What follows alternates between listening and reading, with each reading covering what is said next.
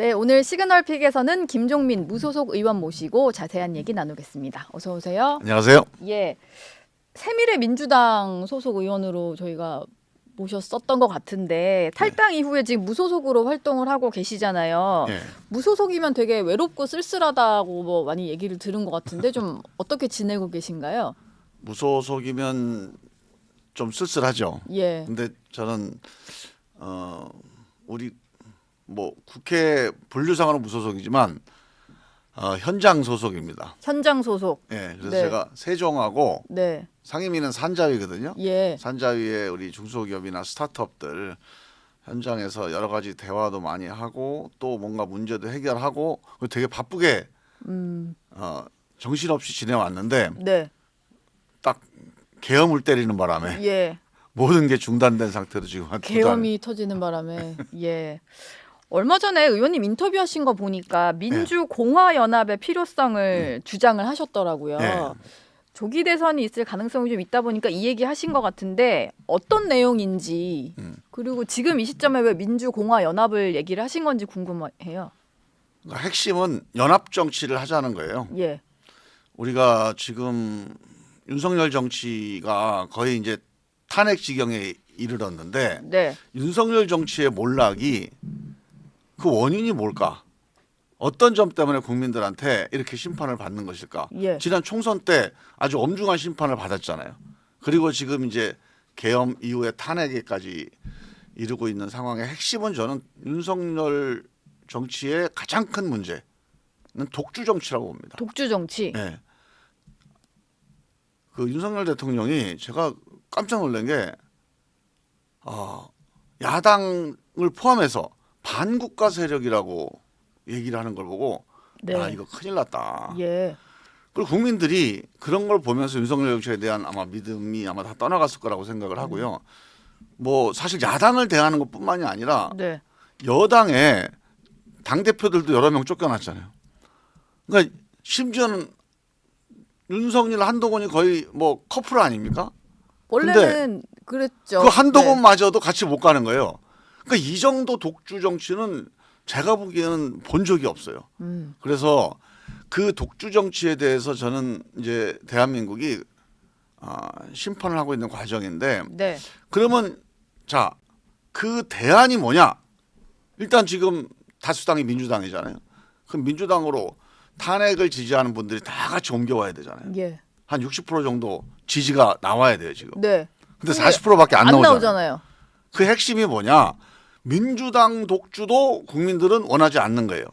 그러면 민주당 독주입니까? 아니면 이재명 독주입니까? 그러니까 뭐 이재명 독주든 민주당 독주든 예, 민주당이 윤석열 정치를 뛰어넘고 대안이 되려면 예, 그 윤석열의 독주 정치의 그 가장 핵심적인 문제를 극복하는 연합 정치를 가야 된다. 그러니까 내가 아무리 숫자가 많아도 또 아무리 힘이 커도 더 큰 민주당으로 더 큰 이재명으로 변화시키려는 노력 네. 이거를 국민들이 지금 요구하고 있는 거고 예. 그 요구에 응답을 해야 이 상황이 정리가 된다. 저는 그렇게 봐서 지금 윤석열 정부에게 연합 정치를 요구할 수는 없어요. 네. 이미 거의 이제 심판을 받은 셈이기 때문에 예. 그래서 저는 민주당과 야권이 국민들이 그렇게 비판하고 또 국민들 불신했던 윤석열 독주 정치를 뛰어넘는 그런 연합 정치의 리더십을 보여줘야 된다. 그런 연합 정치. 취지에서 말씀을 드린 겁니다.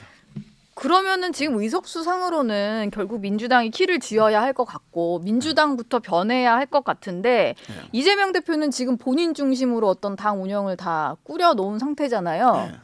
의원님의 주장을 받아들일 가능성은 좀 희박해 보이기도 하거든요. 근데 저는 그렇지 않다고 봐요. 아니 뭐 받아들일 수도 있다고 보세요? 예, 왜냐하면 이건 뭐 민주당만의 문제가 아니라 또 이재명 대표 개인의 문제가 아닙니다. 예. 만약에 윤석열 정부의 그 독주 정치를 반대하는 정치 네. 세력들이 우리가 당이 여러 개가 있고 또 이 야권 정치 세력이 만약에 이 와중에 이 상황을 정리하고 그리고 새로운 정부를 만들어서 뭔가 대안을 만들지 못하면 네. 다시 국민의힘 내지는 윤석열 정부에게 기회를 준다. 그러면 그 역사적 책임을 면할 수 있을까요?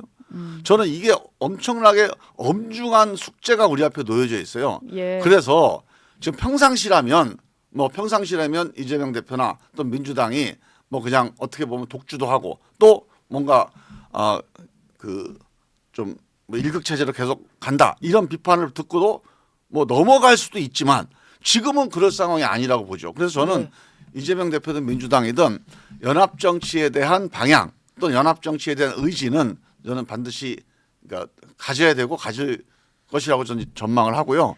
이 숙제가 네. 이 국민들의 민심이 민주당으로 하여금 더 큰 민주당으로 변화해야 하게 하는데 큰 저는 압력이 될 거다. 좀 그렇게 봐요. 이게 탄핵 비상계엄 이후에 탄핵 국면까지도 접어들었음에도 중도층의 어떤 지지가 민주당으로 확 쏠리지 않는 이런 상황에 대해서 민주당도 다 알고는 있으니까 알고 있죠. 변화를 해야 된다 이 정도는 인지를 하고 있을 거다. 네. 그리고 아마 이제 그런 노력들을 하는데 예. 그런 노력들이 얼마나 이제 효과를 내느냐 네. 또는 얼마나 국민들에게 민심에 다가가느냐 하는 건 또 별개의 문제니까 네. 지금까지의 여러 가지 그런 방향으로 노력은 하고 있는 것 같아요. 뭔가 이제 변화를 위해서. 근데 그게 이제 이 방향이 맞는 건지 이 방법이 맞는 건지에 대한 판단들을 해나가면서 좀 더 많은 성과들을 좀 내야 되는데 예. 그 과정상에 있다고 봐야 될 것 같아요. 뭐 그 변화의 일환인지는 뭐 모르겠습니다만 지난 13일에 김경수 전 지사와 이재명 대표가 만났었고요. 네. 그리고 24일에는 김부겸 전 총리도 만난다고 합니다. 뭐 두 분은 대표적으로 이제 비명계로 분류가 되는 인사들인데 뭐 계속 만날 때마다 통합 얘기를 하고 지난번 총선 때 당을 좀 떠난 사람들을 좀 품어야 된다 이런 얘기들은 많이 나오거든요. 근데 이재명 대표가 그렇게 품을 사람이었으면 지난 총선 때 그런 식으로 좀 매정하게 내보냈을까 싶기는 해서 이제 와서 이렇게 만난다고 해서 갑자기 통합이 될까요?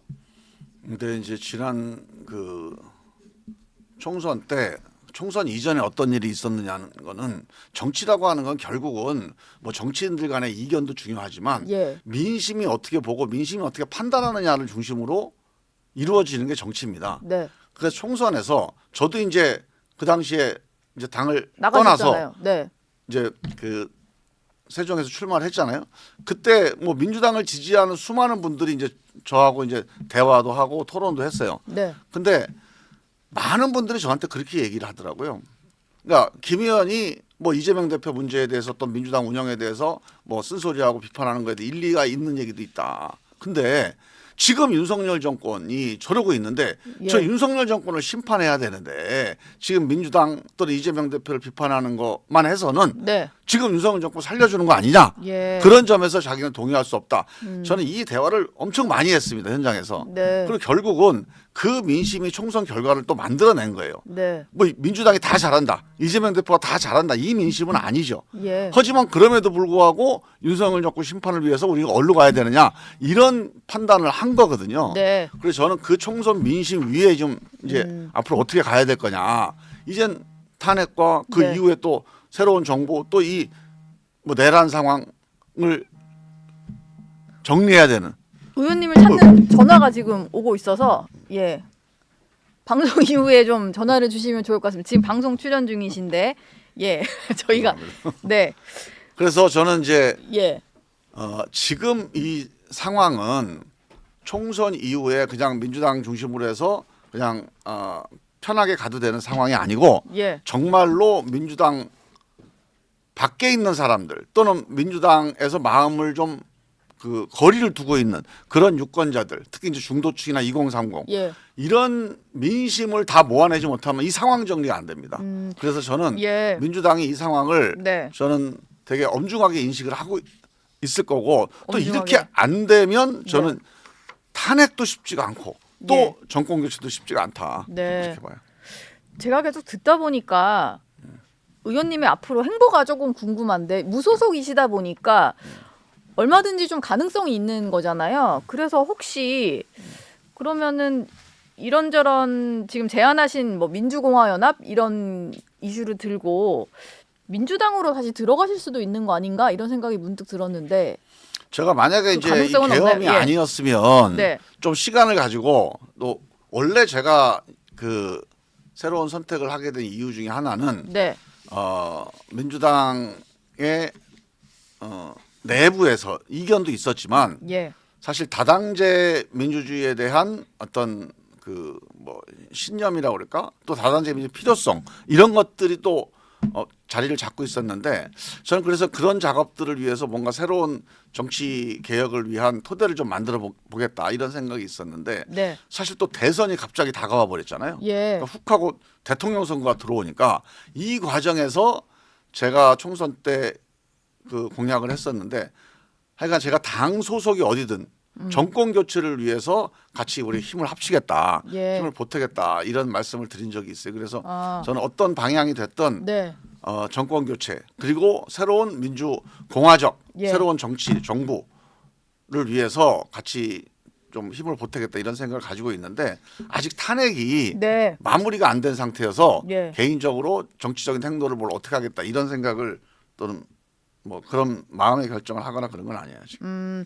근데 지금 그 새로운 미래 함께 하셨던 이낙연 전 총리 같은 경우는 이재명 대표에 대한 비판을 좀 요즘 들어서 다시 또 하고 계시는 것 같은데요. 네.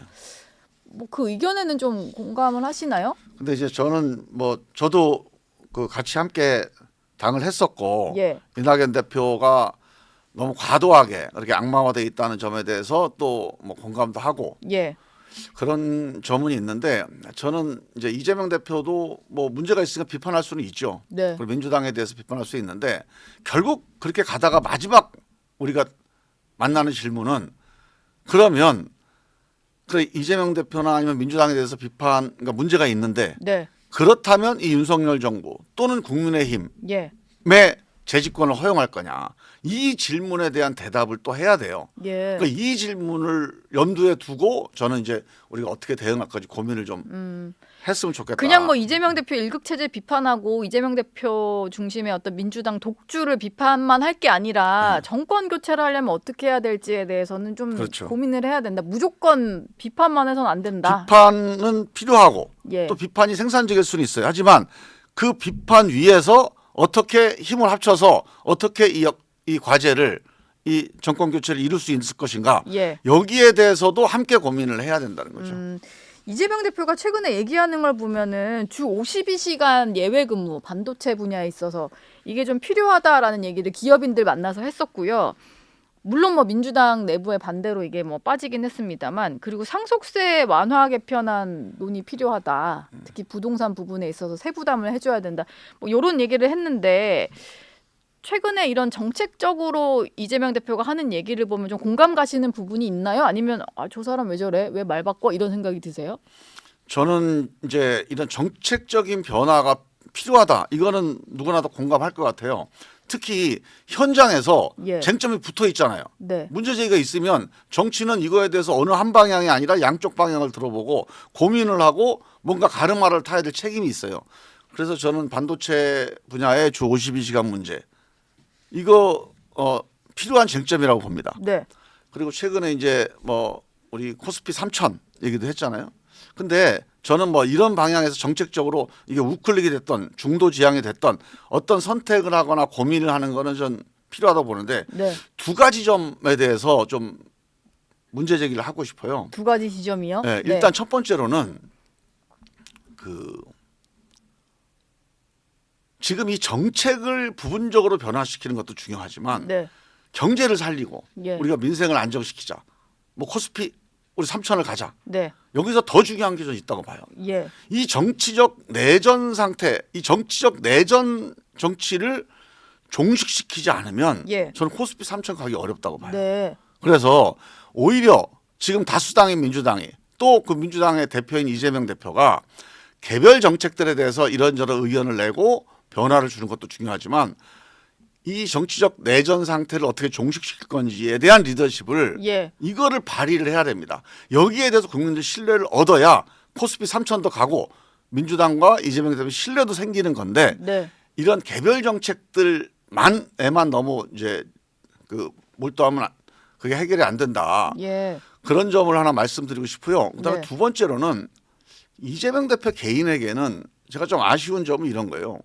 자, 주 52시간 문제라든가 뭐 그 우리 이제 지역 화폐라든가 여러 가지 정책들을 많이 말씀을 하시잖아요. 예. 근데 이재명 대표는 지금 제1당의 대표입니다. 그리고 차기 대선 주자예요. 예. 지휘자입니다. 지휘자. 네. 그러니까 우리가 큰 합창단이 있을 때 목소리를 크게 내는 소프라노가 아니에요. 예. 이 전체의 화음을 만들어내서 웅장한 목소리를 내야 될 지휘자인데 네. 이런 개별 정책을 이재명 대표가 제일 앞장서서 선두에 서서 자꾸 발표를 해요. 난 이거 별로 좋지 않다. 네. 이거를 이 안에 정책위의장이 됐던 아니면 이런 분야를 대표하는 민주당의 의원들이 있지 않겠습니까? 뭐 중진 의원이 됐던 뭐 신진 의원이 됐던 이런 의원들이 발표하고 또 내부에서 논쟁이 일어서고 이 논쟁을 어떻게 수습하고 또 승화시킬 거냐, 예. 어떻게 묶어낼 거냐 이런 역할을 이재명 대표가 당대표로서 하는 게 좀 맞지 않을까. 네. 근데 이재명 대표가 어떤 구체적인 정책에 대해서 너무 개인적으로 그 개인의 목소리로 치고 나가는 거죠. 예. 그래서 약간 선발대 역할을 하는데 네. 저는 예전에 DJ의 리더십을 한번 다시 복귀를 해봤으면 좋겠다. 예. 이런 생각이 들어요. DJ는 대부분이 그런 여러 가지 쟁점들이 있으면 그 다양한 쟁점들의 목소리를 여러 사람들이 말하게 만듭니다. 네. 그리고 말한 거를 모아서 당신이 또 어떻게 판단하고 어떻게 네. 지휘를 할까 그런 리더십을 발휘해 왔거든요. 밑에서 먼저 얘기하고 정말로 최종적인 것만 얘기를 하는 그걸 식으로 모아내는 거, 한 거군요. 갈등을 해결하는 역할을 예. 저는 그 당 대표가 하는 네. 게 맞지 않을까 저는 그렇게 봐요. 지금은 좀 반대인데 이재명 대표가 얘기를 하고 밑에서 그건 안 될 것 같은데 이러면서 슬그머니 좀 그러니까 우리가 이제 바뀌고 이렇게 이런 보잖아요. 식인데. 이재명 예. 대표가 지금 이게 대선이 이제 그 조기 대선이 예상이 되잖아요. 예. 아직 확정은 안 됐어요. 네. 예상이 되면 이재명 대표로서는 가장 그 후보될 가능성이 높은 정치인이잖아요. 민주당에서. 네. 그러다 보니까 약간 대선 후보로서 예. 또는 대선을 염두에 둔 행보를 한다 이런 이제 그 비판을 받거나 아니면 그렇게 생각이 될 수 있어요. 또는 아마 내부에서도 예. 그런 생각이 좀 있을 수도 있습니다. 네. 이때 제가 말씀드린 이 부분 한번 생각을 해봐야 됩니다. 예. 저는 대선에서도 네. 그 대선 후보 개인이 무슨 정책을 발표하느냐가 중요한 게 아니라 네. 이런 다양한 의견들을 어떻게 이거를 통합시켜내느냐, 어떻게 승화시켜내느냐, 어떻게 이거를 한 단계 좀 업그레이드 시켜내느냐. 예. 이게 대선 주자로서의 어떤 득점 포인트가 되지. 네. 뭐 새로운 정책을 쌈박하게 더 신박하게 발표하는 게 대선 주자의 득점 요인이 되지는 않을 거다 저는 그렇게 봅니다. 마지막 질문을 좀 드리겠습니다. 지난 주말 15일에 광주 금남로에서 윤 대통령 탄핵 찬반 집회가 열렸었는데요. 민주당에서는 이 반대 집회를 연 보수 성향 단체들에 대해서 법적 조치를 취하겠다 이렇게 예고를 좀 했어요. 이게 윤석열 대통령의 어떤 내란을 옹호하는 세력이다 이런 주장을 하면서 일반 이제 시민 단체에 대한 법적 조치를 하겠다라는 건데 이건 좀 올바른 방향이라고 보십니까?